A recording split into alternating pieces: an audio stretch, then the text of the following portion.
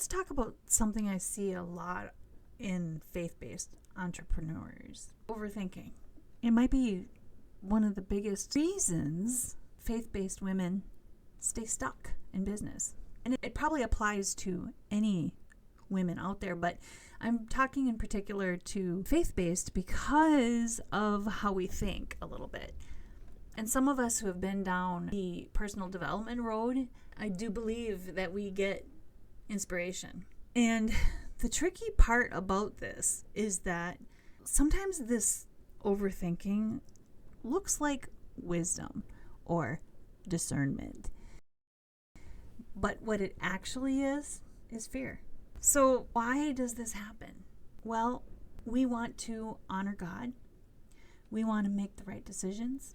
We want to avoid making a mistake or leading people down the wrong path because, let's face it, this audience is brutal and you're going to be judged and people are going to come out and make nasty comments. So there's a fear of being judged.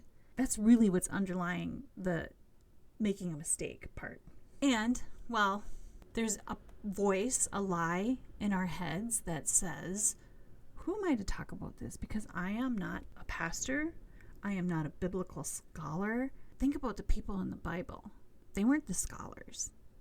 They weren't the leaders. They weren't the people in charge at the time.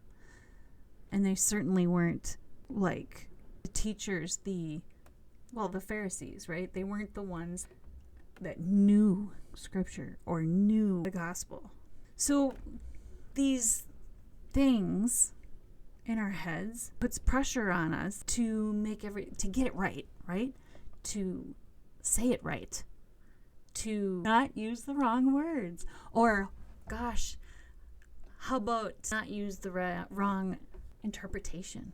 So what does this look like? It looks like doing more research, studying more, preparing more, taking courses, learning more, waiting for confirmation. Give me a sign that I should do this. And it just spirals from there into avoidance and stuckness. You can research something for a decade and still not feel ready because there's just so much out there to learn.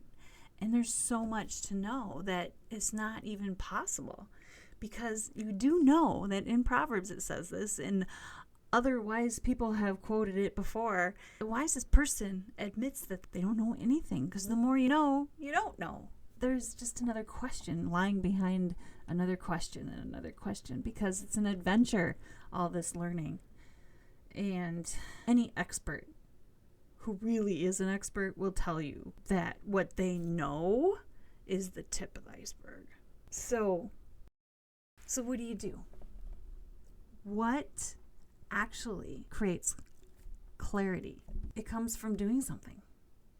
It comes from trying, failing, comes from feedback.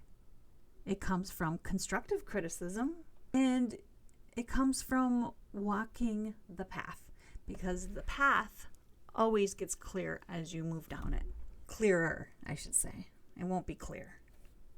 I think that's kind of a myth. I don't think it ever gets completely clear because it turns. It meanders. No journey is a straight path. So the big takeaway that I want you to get from this is that you don't need to be perfect and you don't have to have clarity to start moving. You just need to take one idea and move forward with it. So, question for you. Are you more of an overthinker or are you someone who tends to jump into action? Depending on the scenario, I can be either one or the other.